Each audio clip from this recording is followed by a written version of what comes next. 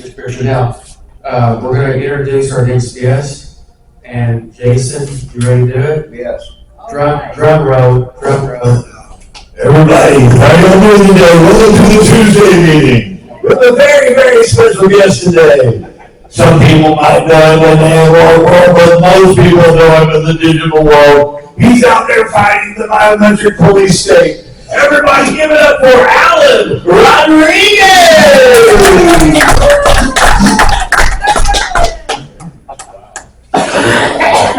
Wow. Was that enough for you? No, that's awesome. That's awesome. I've been working with the Republic of Texas, and when I'm over there with those guys, it's very much about rule of law and respect for lawfulness, and exercising rule of law and lawfulness, and almost dignified and it's almost religious, right? How that treats lawfulness. And so when I'm there with them, I'm supporting their organization and their lawful duties of running a sovereign government. And I've been telling friends that I'm excited about coming over here to meet you guys. I get to say things over here that I really shouldn't say over there. Because you guys want to get a little riled up. You want to hear the truth. You want to hear about what we're facing. And you want to see solutions to those problems, right? Raise your hand if you want to see solutions to the problems that you see in this world, right? So I'm going to put things in words that you don't normally hear, but you're going to see that when I put what's happening in the world in these words, you're going to see that these are much better words than the words that you see in the newspapers and on the TV. We are living in a constructed digital society that can only be described as an era of slavery. Every nation state on earth, I'm going to let this sink in for a minute.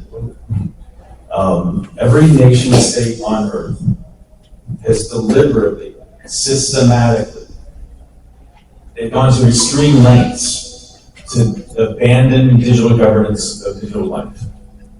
They've never publicly discussed granting their citizens digital property rights or title to their data. There's no legal rights over our digital labor or enforceable contracts for an AI economy. And this is not an accident. This is not we forgot to do this, or this is too difficult to do, or we're working on it, we'll get back to you. This is deliberate.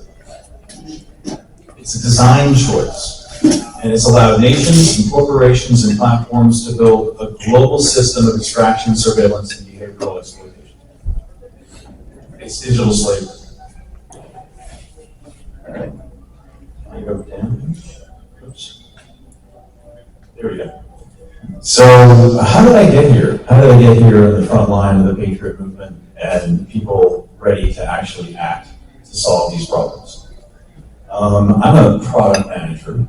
I started out my career at the beginning of the internet building payment systems. Then I moved on and I built the first, here in Dallas, by the way.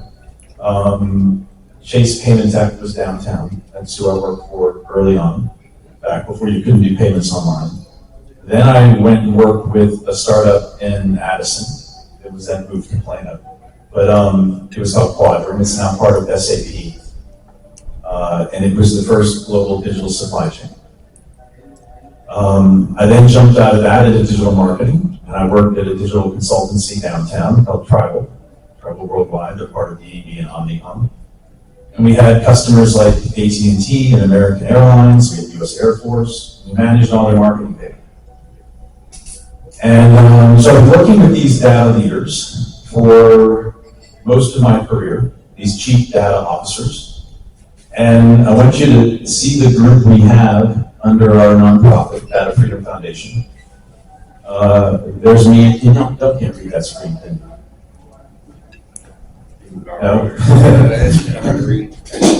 All right, so the top is me. I'm the founder of Data Freedom Foundation. And I'm going to show you guys the work that the standards bodies were working on here in a second, from the beginnings of the internet through to about 2011, when they were all defunded. And our work to continue their efforts after they were defunded.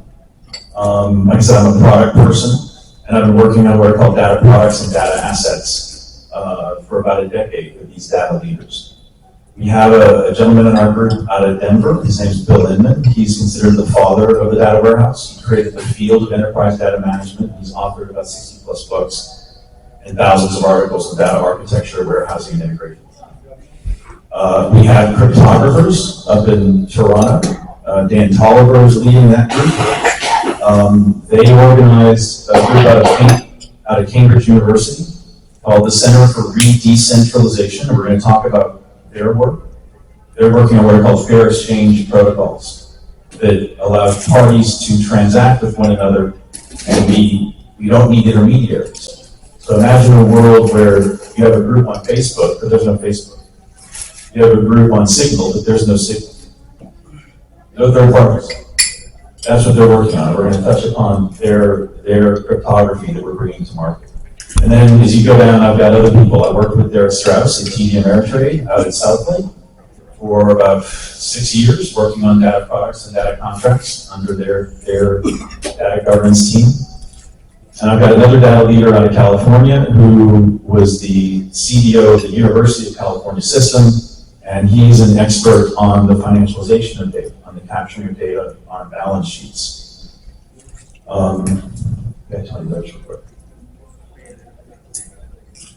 So I want you guys to see that I'm tapped into some of the top data leaders in the world and some of the top cryptographers in the world.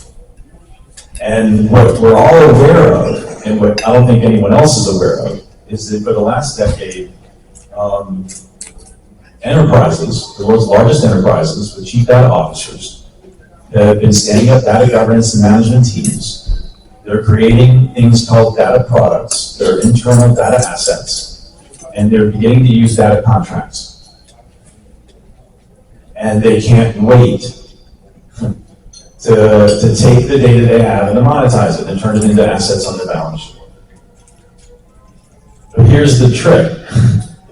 They don't want any of us to be using the data contracts or to have data property rights. Is that surprising you? Well, I mean, kind of the same things going on with all your bills in all caps, all right? You know, Doc went to a Bloomberg terminal, one of his buddies, and looked up what his T-Mobile bill was trading at. And it was a T-Mobile bill over 10 years. They'd been paying $120 a month. It was trading at $17 million, right? This is just another avenue of that, I'm sure. Right. So I'm going to read to you guys what happens when you go to one of these platforms and you check the checkbox and you start to use their systems. All right. This is from TikTok. Terms of service. Terms of service, right? So when you check that checkbox everywhere, it says something like this. It says, by submitting user content, notice the language. They're not admitting that it's your property. They're calling it user content. Via the services, you hereby grant us an unconditional, irrevocable, non-exclusive, royalty-free, fully transferable, perpetual worldwide license to use, modify, adapt, reproduce, make derivative works of, publish and or transmit and or distribute, and are authorized other users of our services and other third parties to view, access, use, download, modify, adapt, reproduce, make derivative works of, publish and or transmit your user content, not property, in any format, on any platform, either now known or hereinafter invented. In other words, you don't have any rights at all. It's all theirs. None. And they call this terms of service. But is it really terms or is it force? It's force. And is it service or is it servitude? Well, it's your product, then it's not going to work unless you check this box. Precisely. You either agree to them having all the power and you having none, or you don't have a digital life. Yeah. So what happens when we combine forced servitude with no property rights? What's the word for that? Slavery. Slavery.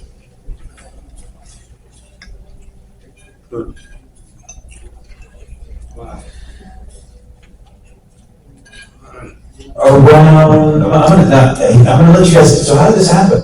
How did we get to this place where everything's terms of service? We have no digital property rights, and I want to point out to everyone, if you take a moment, you go to Wikipedia, you'll find that there's an article on digital rights. It gives you, for instance, the right to access the internet and to move around it as a slave. And there's property rights like land and gold and assets. There is no article on digital property rights. So your bank app is the same thing? I don't think so. I think your financial it depends. Well, here's the thing. Who knows? They can change these agreements anytime they want. So, how did we get here? I'm sorry.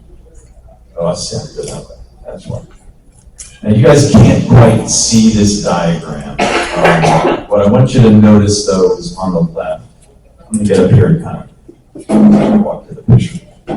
So, what we have over here on the left side of the screen is 6 different standards efforts by 1, 2, 4 different standards bodies, 3 or 4 different universities on 3 continents. You see their work beginning in 1997, and then they made a bunch of changes around 2006, and they rebooted some older ones and rebooted some newer ones. And there's 3 things that are happening here. The people who created the internet, the standards bodies that created the internet, were working on 3 things. This first one talks about trust envelopes that allow us to productize our data, turn it into an asset, put it inside a file, like a zip file, right? It's your stuff. You're gonna put in a zip file with a password, right? And if you don't like what someone's doing with it, you can press a button and turn off access. You can revoke consent. Don't get me started on how they think consent that you can't revoke is still consent.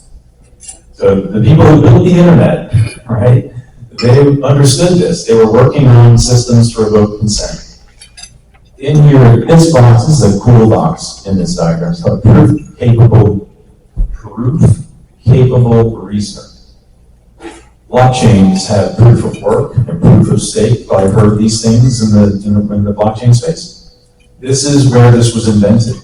This was the standards groups who invented the internet, who were working on a way for us to share our data, control it, revoke access to it, and to prove things about it or ask questions about it without revealing the underlying data itself. So like, let me give you some concrete examples. Imagine being able to prove that you're an adult without revealing your birthday. Or prove that you're eligible for a loan but not revealing your income, right? So when you create these proofs, it lets people ask a question of the data. The proof proves it, the answer, and then no one knows what the underlying data is, okay? I'm going to go forward.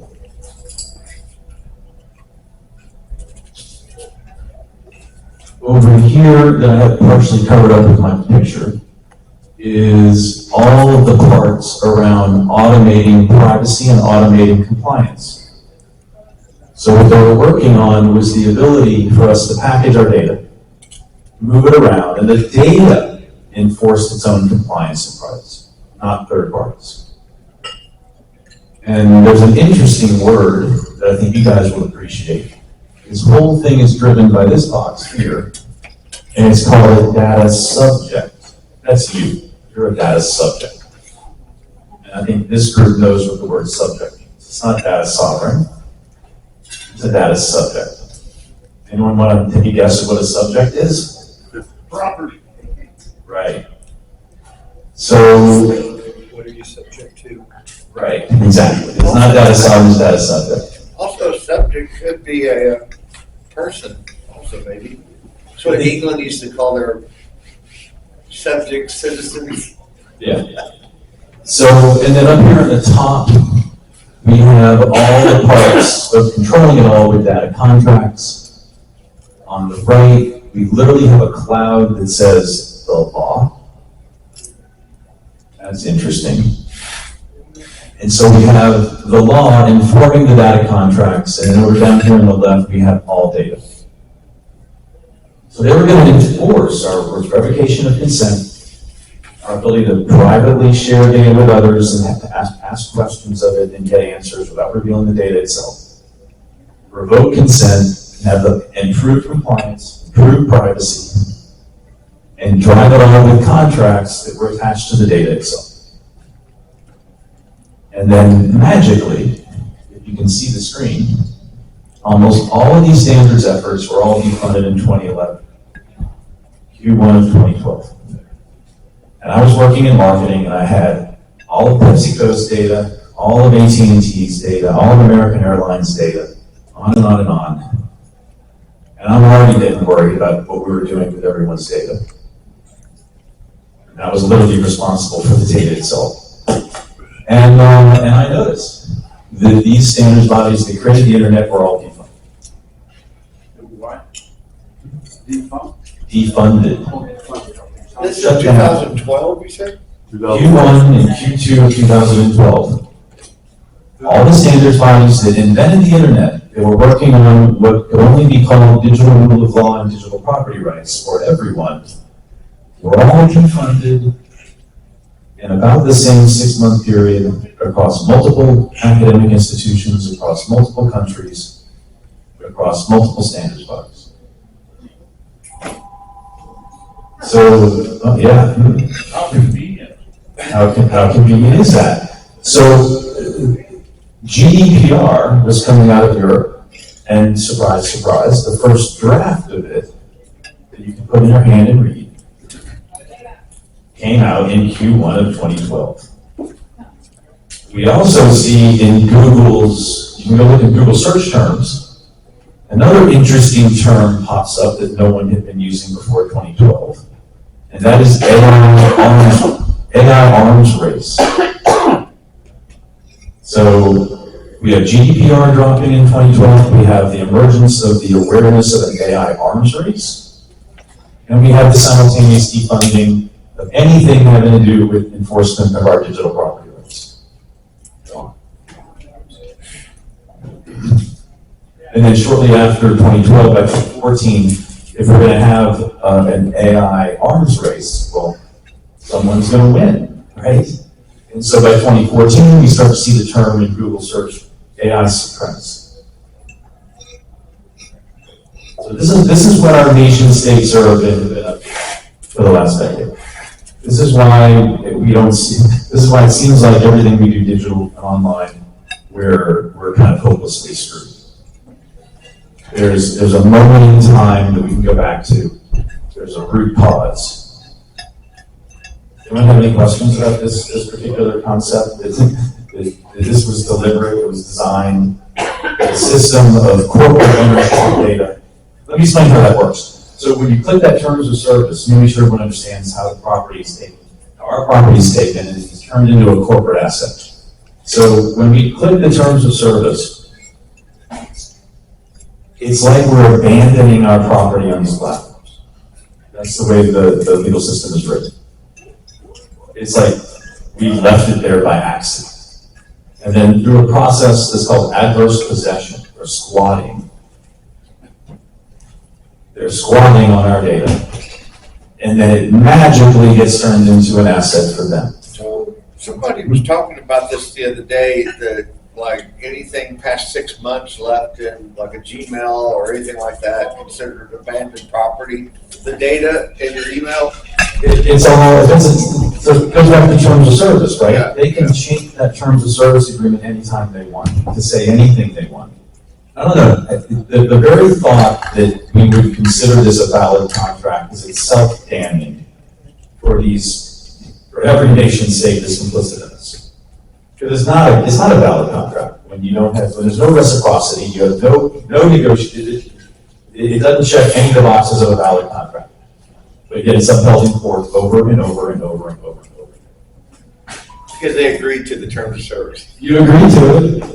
To turn your device on or whatever. Yeah, you agree, so it's ours. Okay, so what do you suggest we do? Well, that's exactly what I've been doing. So, there's two problems here, right? There's how do you finish this work so that the technology and the standards exist, A, and then B, how do we build a standards body that can't be screwed up like all the ones that were screwed up before? Luckily for us, the cryptographers working on this stuff continued to work on it in private with some academic backing. It wasn't done by the standards bodies, but the mathematicians behind it were like, F you. We're going to keep working on this stuff. And some of that stuff now is ready, and we can use it today. I've talked about the fair exchange protocols that allow us to transact with one another and remove intermediaries. If you go to the Data Freedom Foundation website, you'll see all of the working code, the white papers, the work coming out of Cambridge, the work from Dan Tolliver that I just talked about earlier, where his group in Cambridge are rolling out the first of these fair exchange programs. Surprise, surprise, no one's ever invested in them. Protocols that remove intermediaries, for some strange reason, no one wants to invest in those things. You don't have any idea why? Because they're trying to create a one world control grid. Yeah. There's no money in it. There is money in it, but there's no power in it.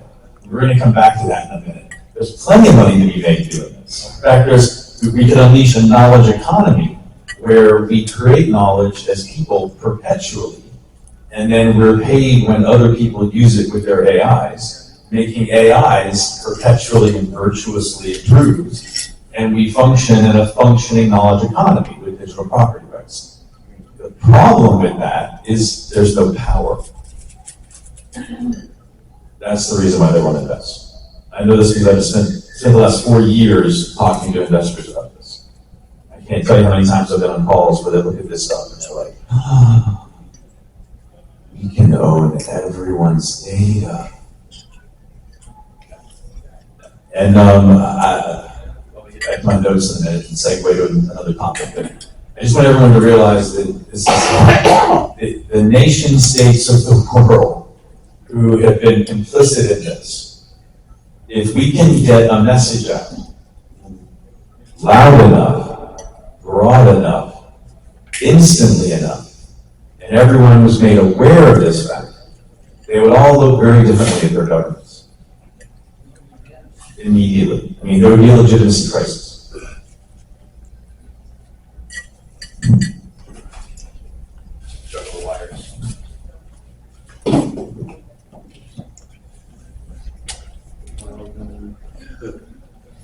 Okay, so I'm going to get into the technology just briefly. So I want to talk more about how we govern this and how we set it up so that no individual and no corporation and no nation state can seize control. Let me think. So I'm going to segue to the topic. So everyone here is, I think, very well versed in the understanding of statutory law and non-statutory law. Raise your hands if that's understood, this idea that there's a nation-state legal system. Okay, kind of. I'll go over it real quick. So just to be sure everyone follows, we have nation-states that have statutory law. But there are legal traditions that predate the nation-state. We have natural law. This goes back to like Greek writers and early Christian writers, the idea that we have from reason and from God, we have natural rights. We have Roman law, we have common law, we have that legal tradition, the ability to enter into kind of private contracts with one another. We have what's called mercantile law, which there's a lot of a treaty law is based on. That's how it's been the law of the merchant. That was how merchants transacted for hundreds of years before nation states. And my work with the Republic of Texas, and Aaron and others, what we've realized is that this whole thing that we built, the technology and the way to launch it in the world with a token so that everyone that buys the token owns it, and no one can seize control of it, is to launch it all in non-statutory space. Okay. Right. And so what this means is we're gonna launch software that allows everyone to put contracts on their data. I'm sure you guys some early pictures of what that might look like. And the minute you check the checkbox instead of terms of service, you're checking a checkbox, you're agreeing to what we're calling digital rule of law. It is a private contract between everyone using the software, granting all the users digital property rights and recognizing that you're going to recognize everyone else's digital property rights. It's the only way to functionally and legally achieve digital property rights in mass, just amongst ourselves, without requiring any single nation state to Surveil. Right, surveil or have dominion over us. have permission. I mean, they can sit there and do nothing and they can't stop us doing this. That's what we realized working in the public sector. And so they're feverishly in the process, and somewhat quietly at this point, re-engineering their organization to be the first digital jurisdiction, to allow millions of people to join as digital citizens and to be granted their digital property rights. And the whole thing is built on private contracts, which means no nation state, no political party, no legal system in the world can stop it. And it is entirely legal. It's like launching a coup against every nation on the planet and doing it without a drop of blood. Because they've created a situation where this is the only option. Literally, this is the only option. They've left us no other option to escape this sort of system of digital slavery than to do it simply with private contracts with one another. So with that, I'm going to dig a little bit into the technology, and then I'm going to talk more about how a DAO works and why investors that I talk to lose their minds when I tell them that I'm taking the patent portfolio that we have and in a nonprofit, and we're going to tokenize it, and we're going to let everyone that buys the tokens essentially own a little slice of the patent and the money that it generates. And how once we do that, you can't undo it. Once people start buying the tokens, it's too late. You can never claw back control of our patents and the technology we're using to roll this out. And that's really important because that's what they want. So let me jump back here again. I have a question. Yeah, go ahead. Yeah. Okay. I remember when Google and all the big platforms started rolling out very small print and announcement, hey, we can do whatever we want with your data. If you have an issue with it, you can always unsubscribe. And then we've seen since then, people say, well, if you copy and paste this rebuttal and say that you do not give authorization to Telegram, for example, you modify, capture, or whatever with your data, and then you post it on Telegram or on Facebook, that was our recourse. Is that just a waste of time? It sounds like a waste of time. I mean, how can you audit them? And how do you double check to make sure they follow what you said? You can't. What we're describing is every file you have, you slap a contract on it, you see everyone that touches it. You can press a button and disable it and turn it off. And you can control who can access it, when they can access it, where they can access it, and the questions they ask it. You put yourself in the minds of a corporation that's sitting on all this data. They love the idea of putting contracts on their data, because one person might ask a question of the same data and they may be willing to pay a penny. Someone else might ask a slightly different question and it might be worth $10,000. Right? So they can't wait to turn their data leaders into profit centers. They can't wait to slap contracts on this stuff and maximize how much money it makes. They can't wait to get it on the balance sheet. They can't wait to use it for loans. Is this part of the tokenization of everything and like what the WEF refers to as the Internet of Things. I don't know, there's several things going on. Yeah, and it's overlapping. I mean, we're tokenizing the patents that we have and the growing patent portfolio that we have as we work on this. And that ensures that the people who oppose us can't stop us. It also creates a kind of digital commons, because the more patents we acquire and the more people that buy the tokens, the more everyone that is buying the tokens has a slice of a growing patent portfolio that isn't the foundations for enforcing digital property rights.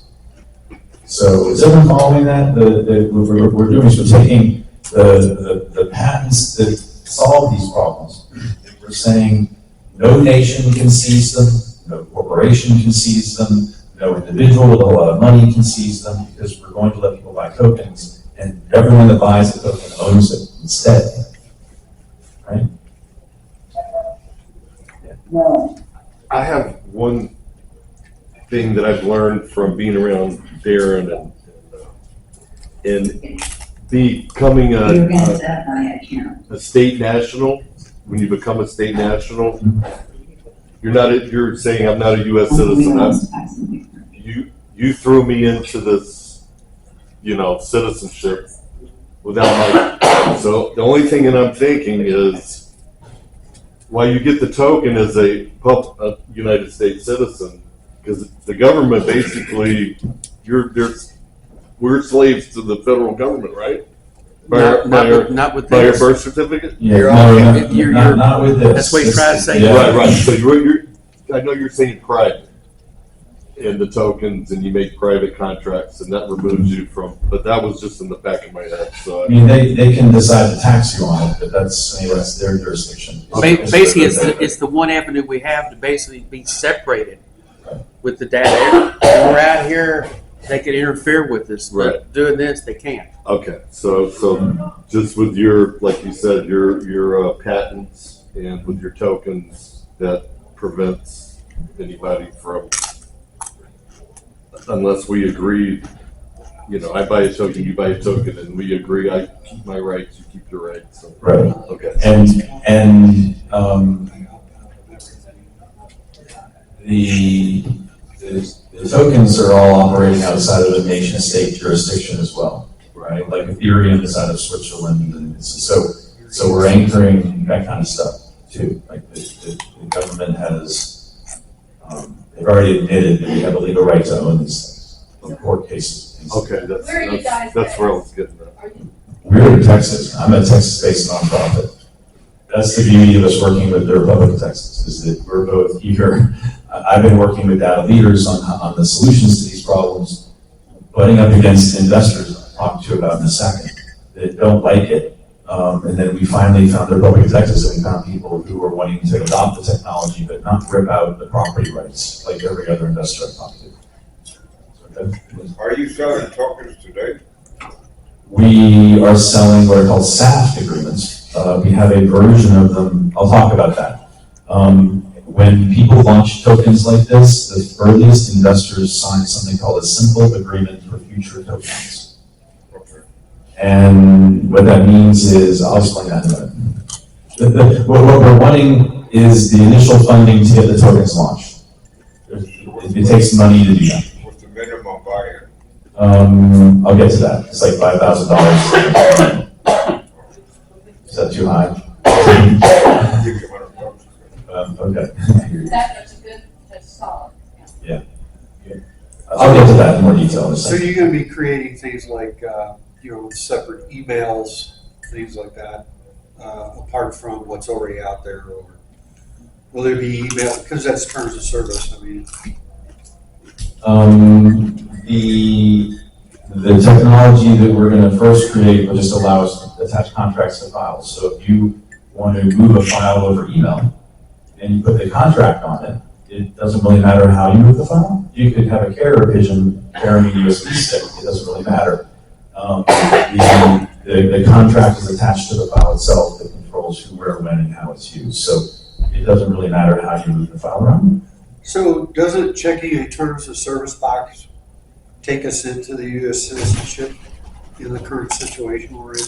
You're already a US citizen, you're just agreeing to the terms of service, that you're agreeing to whatever the hell they want to write in that silly agreement. So so you would say there would be a need to rebut any of that? Well, the systems that we're creating don't have that. Instead, people will check the checkbox to agree to digital rule of law and That's what I- No, I get that. I'm just trying to pick your brain. With the current system we have, should we be doing a rebuttal because does it tie us to a U.S. citizenship by checking that terms of service? So if you're trying to get out, but you check, you rebut everything, right, to get away from your U.S. citizenship. So is this terms of service we checked? Is that something we should rebut? But because it could draw us back into a U.S. citizenship. I don't know. I'm not a lawyer around at that level, but I do know that I don't care what you tell these people. They're going to do whatever they want with your data, and you have no way to stop them. That we know for sure. Yeah. No matter what we think we can do by putting text in the system, I don't think that's going to even be a roadblock for them. I don't think that's not even a speed bump. They're going to ignore that. Yeah. You may not be able to answer this, maybe you can, but sometimes, not often, I can just be thinking of something and then an ad about that thought. Yeah. What the heck is that?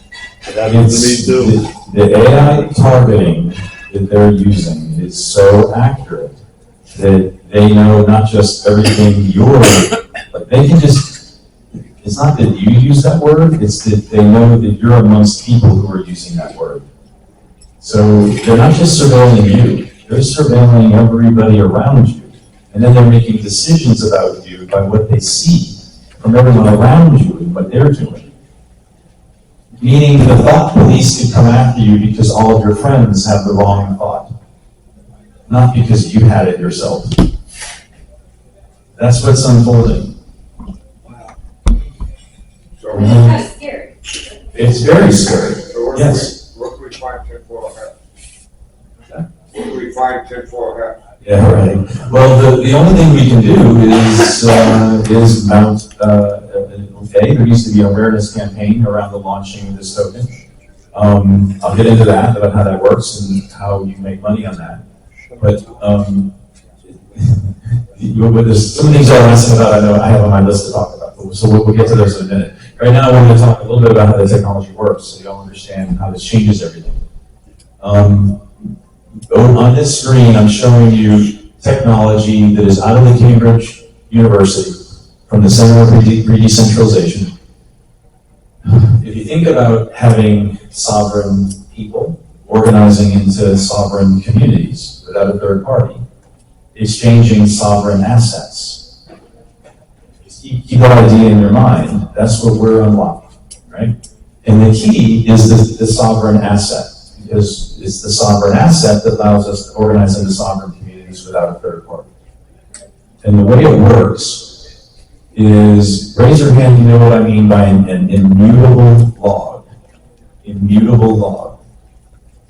Anybody know what I mean by an immutable log? Okay. It's immutable. So what it means is that when you write to it, no one can change what you've written. Some people will call this censorship resistance. Blockchains create an immutable log for a group of people. And that's why they're useful. They tend to remove intermediaries from a group of people because the group can share an immutable log. This is how we make sure a token on a blockchain is not spent twice. Because if the log says that it was spent by someone, they can't spend it again. And if they did, someone could look at the log and go, oh, that's not right. Someone screwed up, right? So that's been around for a while, this idea of an immutable log for a community that allows the blockchain communities to issue tokens and make sure they're only spent once. But what if we could take that immutable log, that history, that cryptographic history of events, and we could embed it inside the file itself, put it inside the file. And that's one of the first fair exchange protocols that is now ready to be adopted out of the Cambridge Center for Decentralization. I'm not sure if you can see this little picture in the middle with all the little lines. But this little picture here in the middle with all the little dots and the lines is the cryptographic history history of the file. So everything that happens to that file or your data property is recorded in the file itself, which means it's cryptographically connected to you as an owner. It means that you can look at its history and you can prove that compliance to the contract was followed. It even lets you prove the ROI of the asset. But it also, because the asset can record its own history, you can move it around between people without needing a third party. So it's the basis for asserting our property rights, because it makes sure every file we create is connected back to us as an owner. But it also allows us to move them around one another without a third party. So that's how we get to sovereign people with sovereign communities with sovereign assets. And this technology, it works. It's out on our website. We encourage anybody that knows tech people to go look at it. It's cool as hell. And it, surprise, surprise, not a single investor's invested. Because it removes the third parties. It allows us to form into communities without a third party and move assets around that we own and that we can monetize without anyone else taking a cut of it. And that was, and this is the purpose. These cryptographers working on these fair exchange protocols, this is their goal. They continue to work from the standards bodies that were defunded. So the news that I'm bringing you today is not only do we have this serious problem, but that many people have been working on the solution, and the solution is ready to go. But the investors won't invest in it because they don't have any power. So it says at the top. So how is cryptographic proof the solution? It replaces trust with facts. Sovereign assets prove who did what, when, and under what terms. No trust is required. The proof is built into every sovereign asset. And it's built by cryptographers for this purpose. They sat down and said, we know math. What can we do? What can we create with math that will allow this to happen? And it's sitting on a shelf. This is what we're going to unleash in the world with this stuff. So does anyone have any questions about sort of the underlying, let me back up for a minute. These things are called primitives in the mathematical and cryptographic space. Called what? A primitive. Primitive, right? So whenever you see anything with crypto and someone, or even in the AI world, what's happening is around that 2012 point in time, the cryptographers and mathematicians began inventing these mathematical devices, or what we call primitives. And they started throwing them over the wall to the software programmers. And that's what the crypto space was. They were taking these mathematical devices and they were assembling them in new and innovative ways to make different kinds of immutable ledgers. And you can go and read the white papers from these crypto projects, and what you'll notice is that each one is a different it's no different from your car, right? If I came along and I said, hey, I've got a new car for you, and the car, y'all know that your car is made of parts. All those parts do things, right? And if I came along and told you I've got a new and better car, you would say, well, tell me what parts you've improved. I know how a car works, I know what parts are in it. And any new car, someone should be able to clearly explain to you, it has a new part, a new primitive, right? So if I came to you and I said, you got a car, but I've got a new car I want to sell you. I've upgraded the carburetor. It's now fuel injection. It's more efficient, it's quieter, it gets better gas mileage, it's more powerful because the computer is controlling the gas areas. I can explain to you how I've taken a part out of what exists, a primitive, and I've improved it, and how it improves the whole thing. And so when you're looking at all these different crypto projects, someone should be able to explain to you that some part of it, right? Like they should say, these are all the parts that are in that blockchain, these are the parts that are in the others, and mine has a better part. I have a better primitive. But this is what's happening in the world. The cryptographers and mathematicians are inventing these new parts. And it's the same thing that's happening in crypto, it's the same thing that's happening in AI. Mathematical parts are being created, they're being thrown over the wall to software programmers, and the software programmers are like, ooh, yay, new Lego parts. I get to build new things with it. And then I get to go pitch investors to try and get money from them, because I've got new parts. Right? And is that your reason? Yeah. Yeah. So, okay, you talk about the crypto part of it, but the other side, so how is the governing body going to work? Is there going to be a community vote on certain things? Is there going to be the people that are creating this going to be the governing body? Are they going to maybe put your questions in an NFT, maybe, or a EFI? You're right. That's a good question. So I don't. Before I get to that, the governance. So I want to mention to you guys what you're seeing here. This sovereign asset.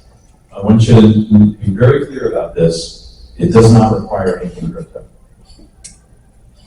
All right. This technology is a mathematical device in and of itself. It takes what crypto does, but it puts it inside an individual file. Totally different math, totally different primitive.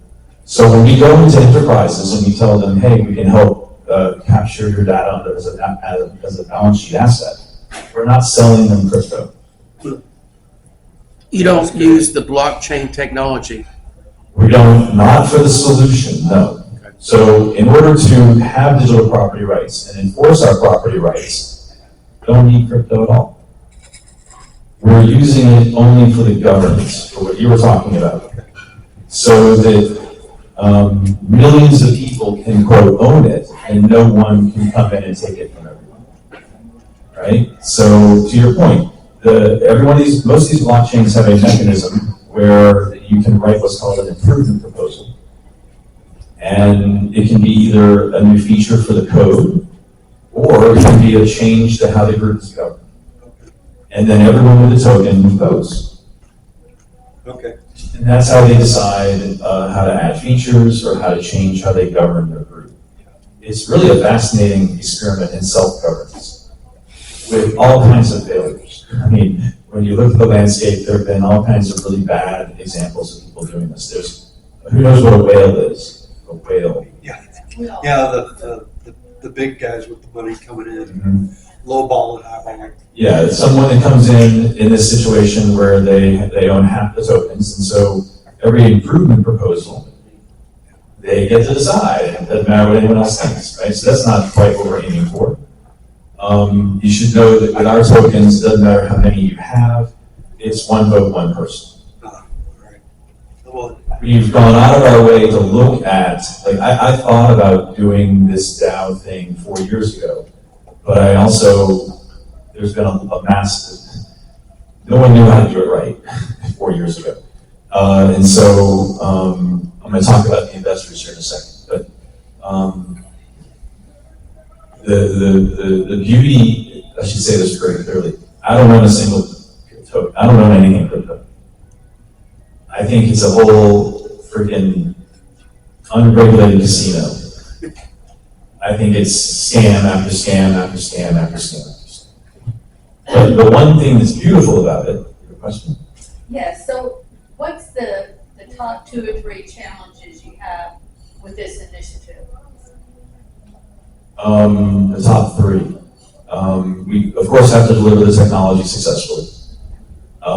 We have to get the money flowing into it, because we've been starved by the investors, which I'm going to talk to in a second. And we need to prepare for the response that is inevitably going to come from the people that this disrupts. Because there's going to be a lot of very powerful people who do not like this. So the bad guys, there are a lot of those. There are a lot of them, yeah. So you'll have litigation cost. My nonprofit, with the patents, we assume, well, so patents are only worth the money you have to defend them. So the whole point of releasing the tokens is to raise, this is going to sound crazy, you guys, you're going to blow your minds away. But if we're successful copying what others have done in the space, we can have a market cap of $4 to $10 billion in the next 2 to 3 years. That's pretty. That's just copying what others have done.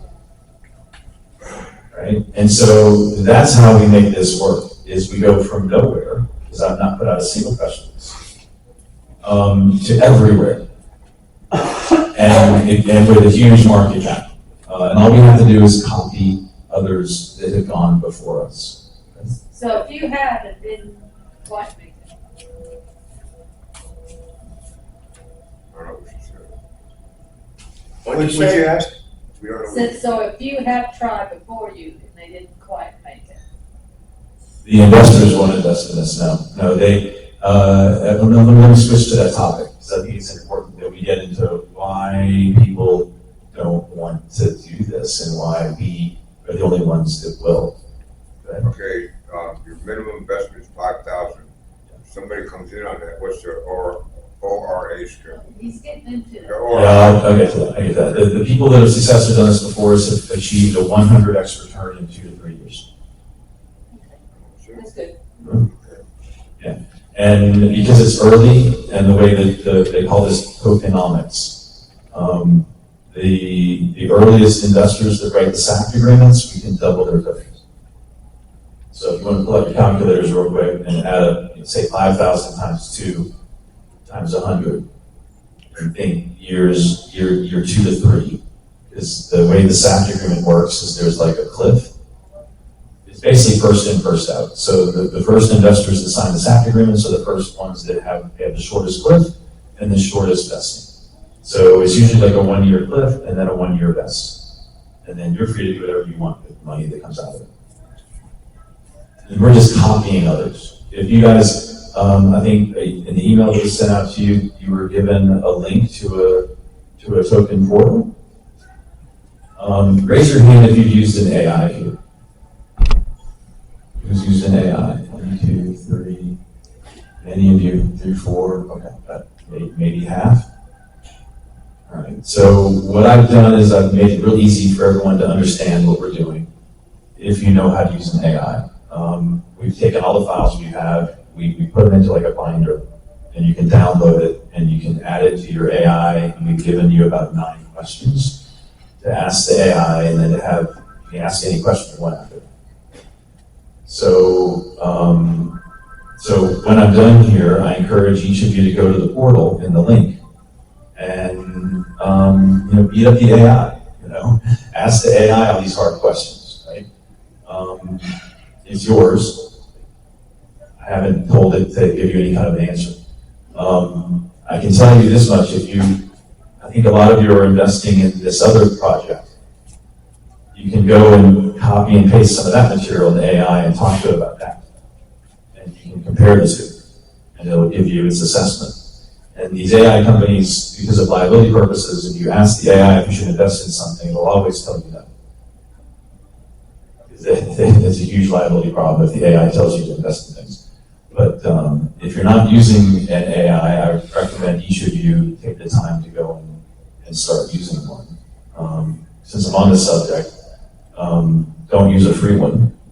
Use one that you're paying the $19 a month for, and go find in the settings the checkbox that tells the AI or the company to not train their AI on your conversations with the AI. So that it's private. Y'all understand why, right? Why you want to pay for it and make it private. Yeah. Silence, that word. Yeah, because you hope they really will be honest with you to remain yours. Yeah, we hope it will. But you don't have no way of proving it. We don't have no way of proving it, right? Without technology, you can. You can know every time someone interacts with your file. But in any event, okay, let me get to my experiences with 4 years of working in the statutory world and where that's gotten us. Let's see.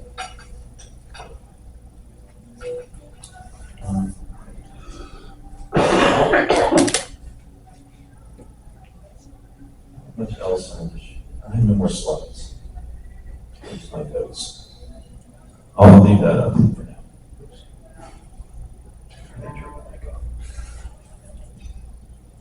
Is that better? Leave it down for about 3 seconds. The mic, I think, just turned off. Yeah, it's, okay, it's good. All right, so I'm going to segue to the investors for a moment, but I'm going to say something that I've learned in 4 years of working with these. I can cuss, I'd say it.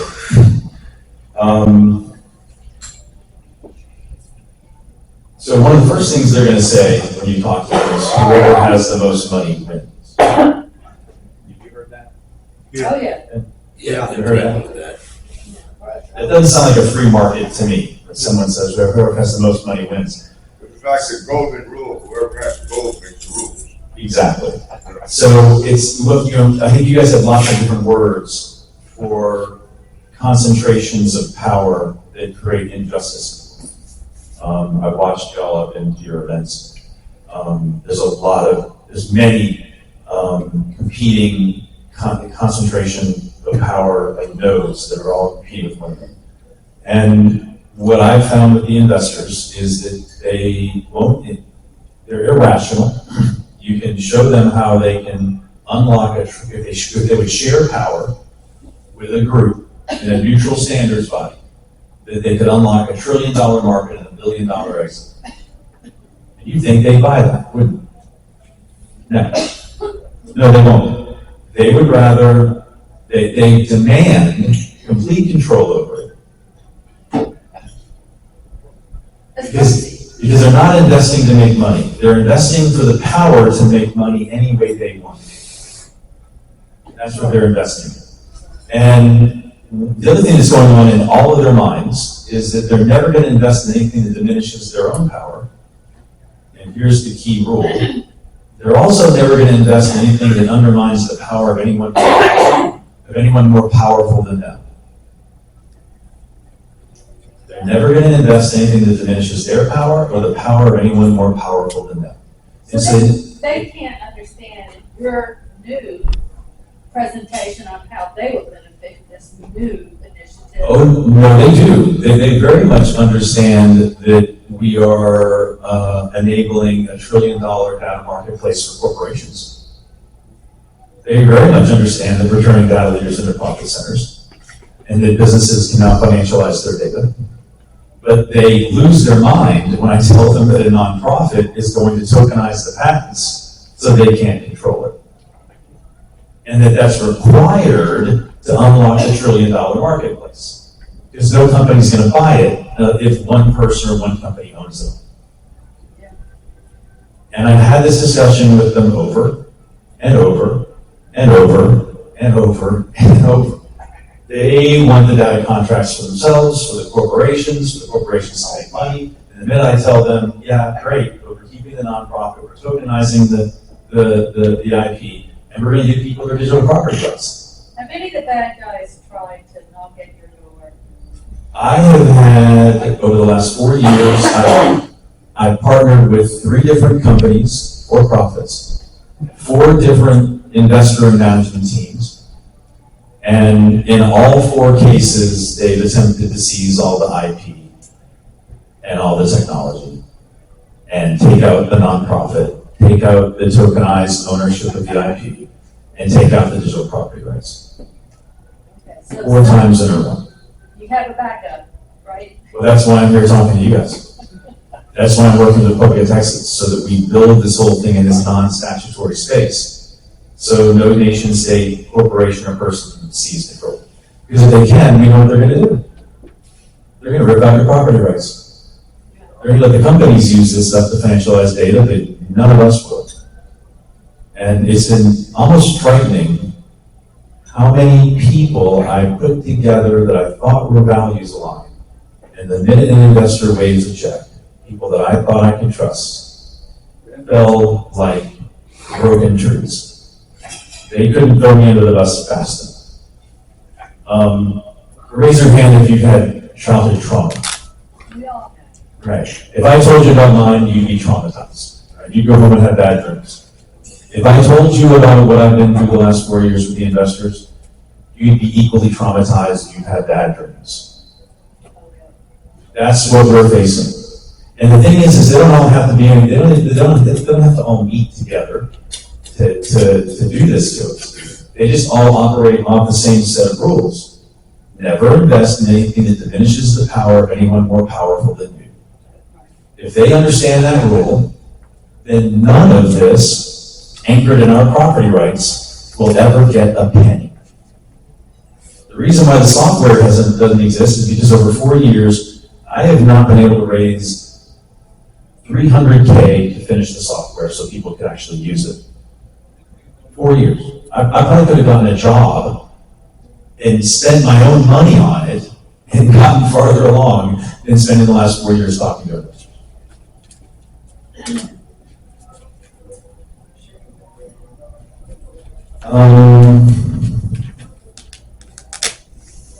Okay, we're talking about that. Right, so y'all are grasping that we've gone through 4 different,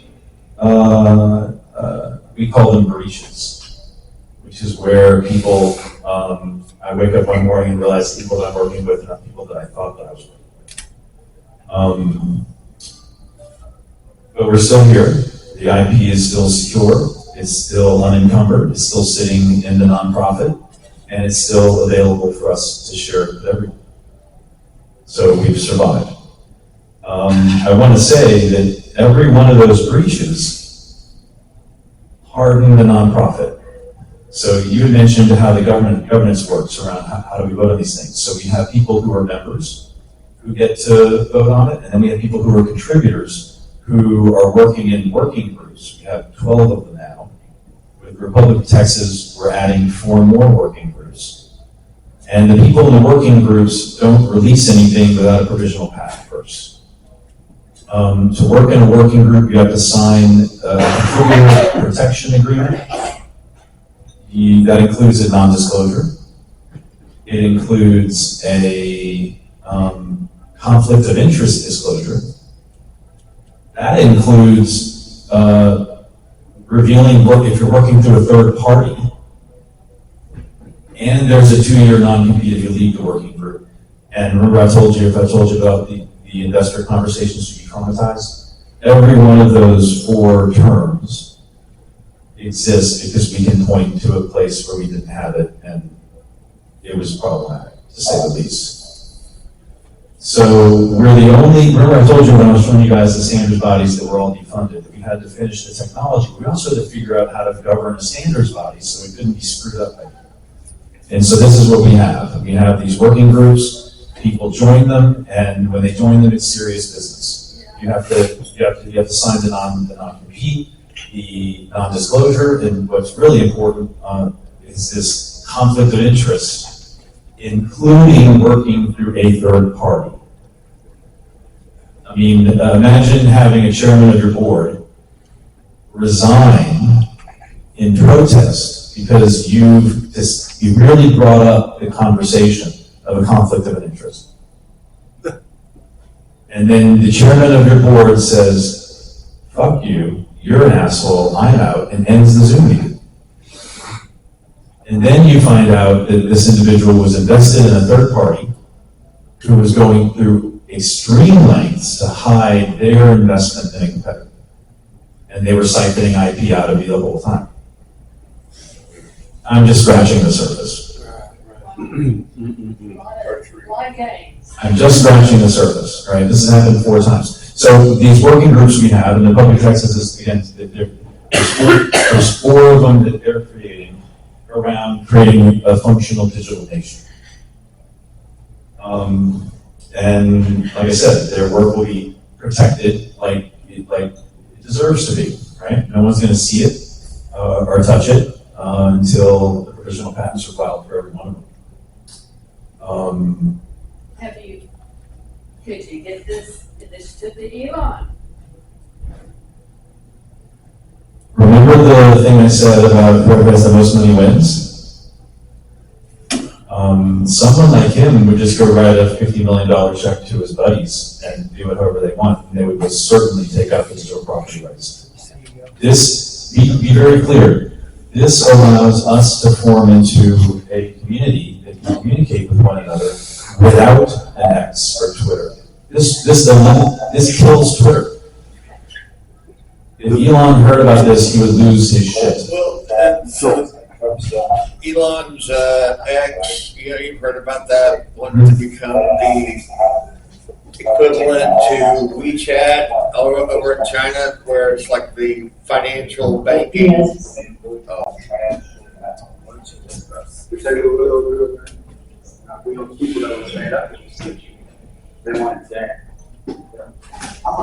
Can you guys mute your mic that are on the Zoom? Okay, thanks. So what about coming up with something like, we the people, because this is something that, I see what you're saying. You don't want it to go to somebody with lots of money. You want it to be amongst regular people, but you need lots of people. Right. And if lots of people just pitched in a little. Precisely. So do some math real quick. Let's say hypothetically that we were talking to the Red Pill Expo in a month in Oklahoma. Let's say hypothetically that they have 500K people on their live stream. Let's say hypothetically I've agreed to give them, I don't know, some percentage of the tokens we sell together. Pull up your calculator. Figure out what happens when 500,000 people, maybe 10% of them, decide to invest $5,000. Yep. Boom. So what, you know what? And wait, I'm not done. When you're done, imagine if 100 indigenous nations signed a treaty like a week later, recognizing the Republic of Texas as the first digital jurisdiction with property rights, with millions of people joining and paying something like, I don't know, $2.99 a month. Do that in your head. And as soon as we prototype this digital nation that grants its citizens digital property rights, 100 indigenous nations launch their own digital republics in their countries all around the world, granting all their citizens digital property rights. See how this starts to snowball? And I'm speaking hypothetically because we can't speak yet with specifics, right? So imagine the world waking up one morning with a press release saying the Republic of Texas is now the first digital jurisdiction, granting digital citizens their property rights. Go here, sign up, pay your $2.99 a month. And then within days, 100 plus indigenous nations all say we're going to copy it in our respective countries. And then they all ask their sitting governments why, for the last 30 years since the invention of the internet, has every single one of them in every single party somehow forgotten to give us our digital property rights. Well, they went to extreme lengths to make sure corporations had digital property rights. So would the FCC, are they the party that would, are they a challenge? Will they be a challenge? Which one? The FCC? We have, this is part of the preparation we're doing. We're going to make sure that, well, think about it this way. These power centers in the world, right? Y'all all know they sit behind closed doors and they have one conversation. And then they go out in the public and they have another, right? They use words internally and then they deliberately sit around a table and say, well, we can't use those words for everyone else. We need different words for everyone else, right? We won't win unless we play that same game, right? And so you notice I talked about digital, I talked about sovereign people and sovereign communities and sovereign assets. I did not say sovereign currency, because that's like Fight Club. Sovereign Currency Club does not talk about sovereign currency, because that will cause a backlash, right? We can talk to nation states and pre-publish papers that talk about securing their critical infrastructure, right? The transportation systems and healthcare systems and ports and airports and all that needs to be secured, right? This doesn't. We can talk to AI companies about how they've hoovered up all the data on the internet and that their next model, Gen AI, is the 5. Who's aware of this? The AI models they're working on today, the Gen 5s, are no better than the Gen 4s. The internet's being polluted with AI created data. And when the AI starts ingesting AI data, kind of like if you were to eat what comes out of your toilet, it poisons the AI. This is called model collapse. So when I was showing you guys the standards bodies being shut down and the emergence of this AI, supremacy, arms race, they thought that they could hoover up all of our crap data online and that a super intelligence would magically emerge from it. Well, they've done that. This is kind of divine providence, actually. They've successfully done that, but their AI is not a super intelligence, as those of you that have used it. Right? So now they can't improve their AIs. They're stuck. They need knowledge. And so we can accurately and persuasively explain to them, they may not like it. They don't like what we're saying, but it's all rooted in truth, that they need our knowledge. They need to pay us for our knowledge if they're going to make the AI. If someone's going to win the AI arms race, it's not going to be hoovering up all that crap data online. If someone's going to win the AI arms race, it's because they created a knowledge economy, and human beings perpetually created knowledge and were paid for it. And the AI got better and better and better as we fed it more and more and more high quality knowledge. So we can preempt that too. So we know who we're going to be upsetting, and we can prepare in advance, and we can argue, right, that while the nation states might be giving up surveillance capitalism, they might be giving up digital slavery, right? But what they're getting is far more valuable than what they're giving up. You secure elections through this. Yeah. So to answer your question, part of this game that we're playing is to be aware of those opponents and to prepare. Because right now, no one knows that I exist. I haven't put out a single press release. I mean, even without putting a single press release out, I immediately encountered what are called dual-use investors. These are investors that they look for technology, particularly patents, that can be used in the commercial sector and in the military sector. Yeah, they're playing both sides of the Exactly. And so when you take technology and patents like this and you start walking around to investors, you find these dual-use investors very quickly. And they flag.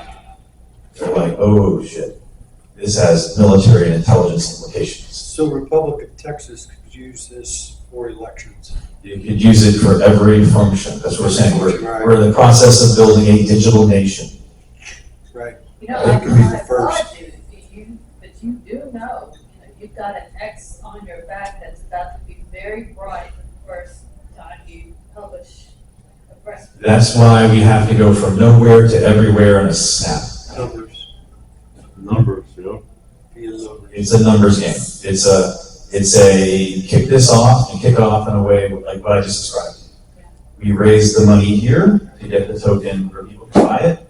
We march into Oklahoma at the Red Pill Expo with 500K under live stream, and we start selling the tokens. And we raise more money in a token launch than anyone has in a single day. And then we follow up that with indigenous nations saying they're going to sign a treaty, and they're all going to launch digital nations just like the Republic of Texas right behind it. This has to go from nowhere to everywhere in a matter of months. Exactly. Because it's lawful, it's workable, and we can delegitimize every nation state of the planet just with our words. And I don't know what they're going to say. I cannot put when I contemplate what is France going to say was evil? What is Australia going to say was evil? What is Brazil going to say was evil? It catch on like wildfire. It would just spread quickly. Yeah, I mean, there's no one in government is going to be able to explain to their people how this elaborate system was put into place to grant corporations property rights and to deny them from us. The question is, can we go from nowhere to everywhere in the snap of a finger? because that's how we do it safely. And the Republic of Texas actually has already done all of their constitutional work to turn itself into a digital republic. What we're doing now is we're putting in place all the protections we need to put in place for everyone, because we know when we go live, everyone there is going to be a target. Yeah. So we're working right now on all the defenses we have to put in place. So, Have you found some attorneys?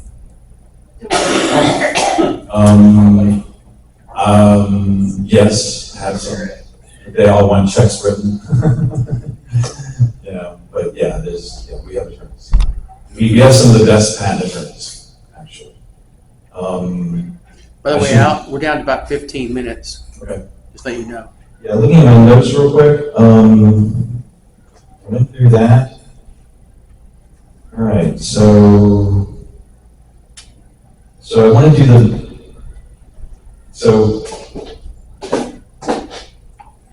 if we copy there are other nonprofits that have launched DAOs that have raised billions of dollars.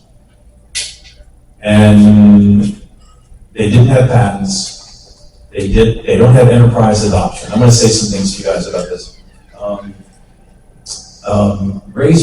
Let's play a game. What percentage of companies use blockchains? Take a guess. I'll say 87%. You said 87? 83. Lower. 66 and 2/3. Lower. 38. 50, Lower. 10, 14. 10. Lower. 7. 3. You're getting close. 1.75. 2% of corporations use blockchains. Billions of money's been spent on it, and almost none of them use it. And you ask why? They can't steal it. Well, no. It's because if you ask a data professional and you say, look, we have these 5 companies, and they all need to move data amongst one another, and we need a log of the data moving around that's immutable. Well, you can stand with any database to do that. Every database that exists can do that. When you distill down what these blockchains are down to their primitives, down to their mathematical devices, which is what a data leader is going to do. They're going to look at it and they're going to go, well, I already have a database that does that. As long as I have a third party that I trust, why use a blockchain? None of them do. They simply use a third party. That's called a data cleaner, by the way. There's some other names for it. The data cleaner. That's where a third party comes in and takes the data from many people, and they munch on it, they do things with it, and they send it back out to everyone. So, does this shock you guys? So all this money running around the blockchain space, there's no money coming in from companies. It's coming in, it's a big Ponzi scheme.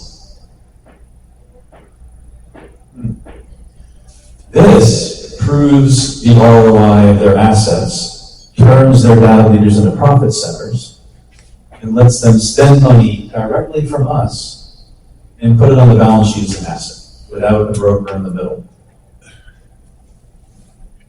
Because, like I said, this doesn't need blockchain. We're just using blockchain to govern the ownership of it to make sure no single person, no single company, and no single state can seize control of it, the way that they shut down the standards bodies today. Have you thought about putting this all under a trust?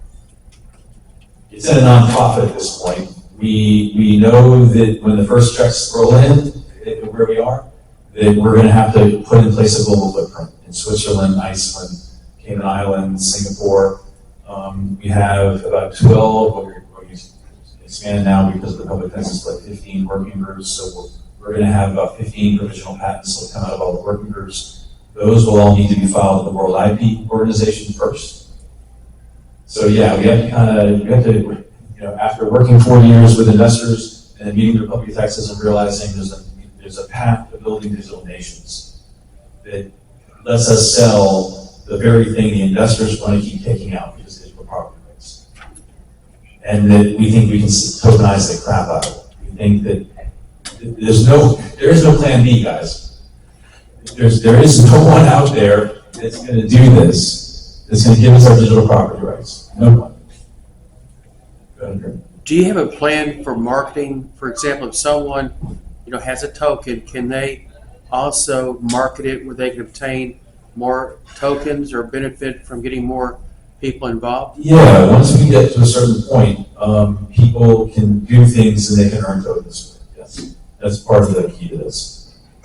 Yeah, we're not at that stage. Tokens don't even exist. Like I said, when I talk to investors about this, they love all the parts that they sell to corporations, but they can't wait to rip out the nonprofit, the tokenization, the ownership, and the digital property rights. Well, the tokens could possibly fund the whole operation. Precisely. That's That's what my he's been point. talking about Yeah. from the get-go. Right. To get I'm good. 50,000 or even more, and they put in 5,000. That quickly Yeah. adds up. That's historic, is what I'm trying to get at. If we can pull this off, we're going to rip the foundation out of the internet and replace it with, and here's what I'm saying, and here's what's really important, it is entirely lawful. And there's not a thing anyone can do to stop us if we can just get ourselves organized to pull it off. So Well, that's a good question. Do you have the administration, the staff to do that? That's why we're working through Public Texas and we're working through you guys.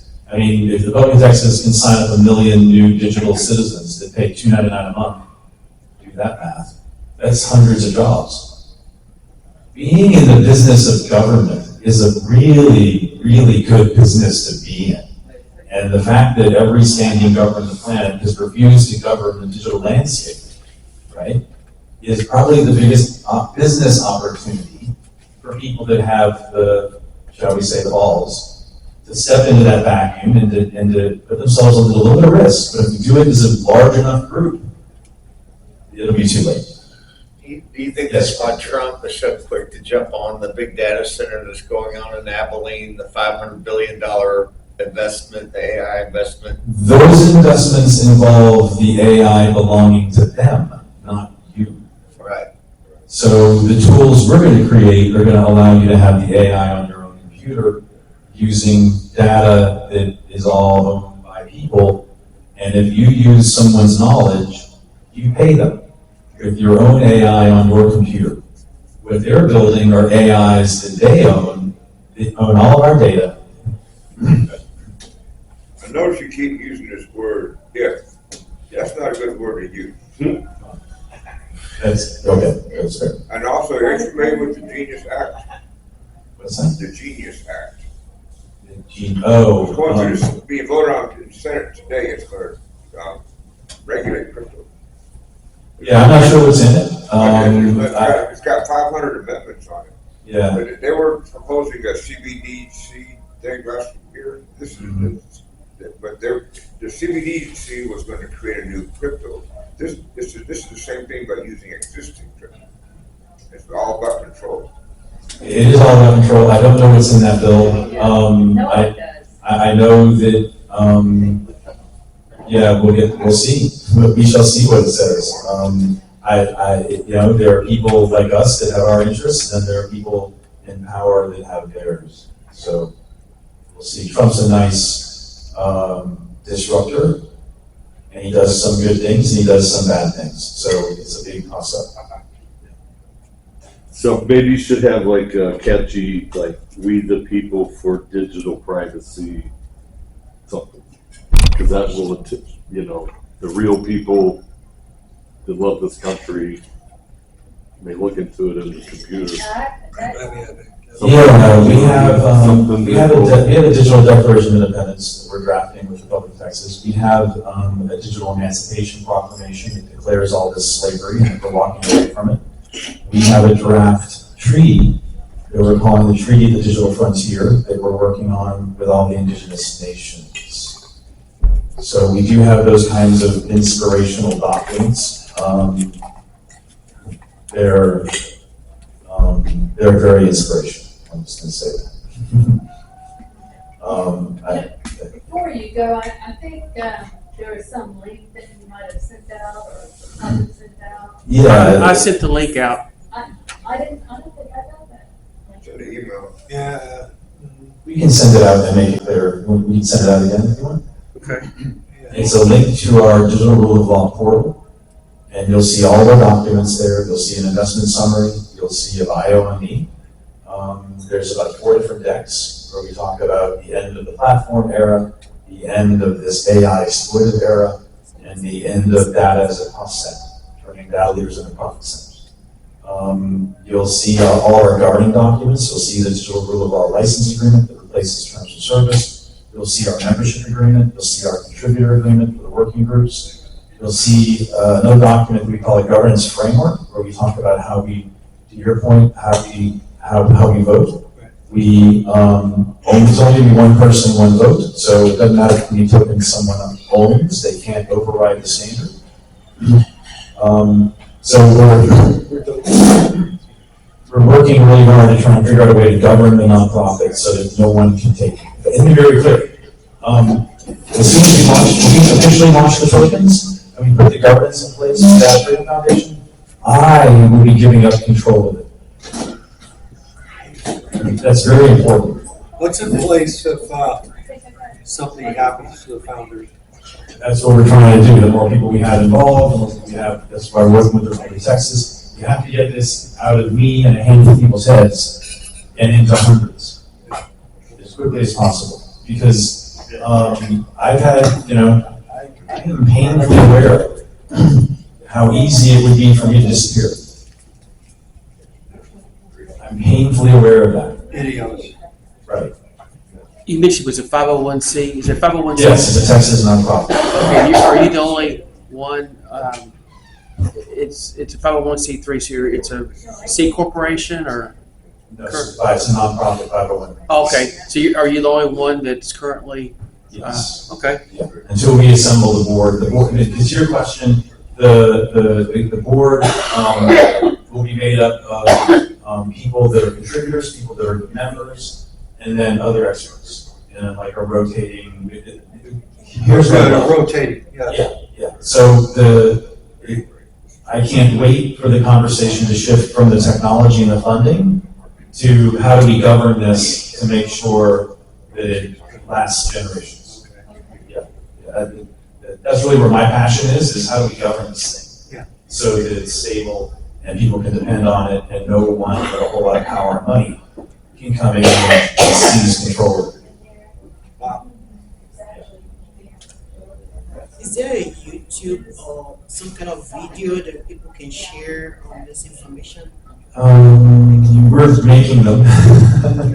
I've got some videos.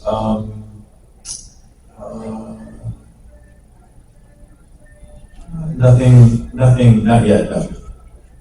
You're right, that's around the Because that corner. might be helpful to help spread the message. Yeah.